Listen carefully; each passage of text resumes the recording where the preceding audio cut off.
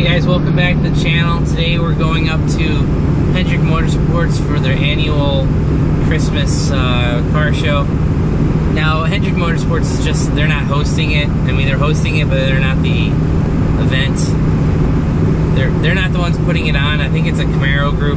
I again have forgotten which group it is, but it's the 16th year they've been doing this car show for charity.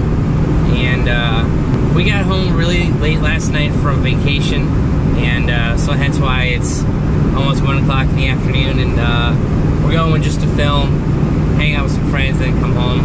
Thought about getting the car, but we didn't get home till almost 2 o'clock in the morning last night from out of town, and it just wasn't gonna happen, guys. So hence we're in the truck going to car show, and we'll go see if there's any cool stuff in Hendrick. We'll pick this up there.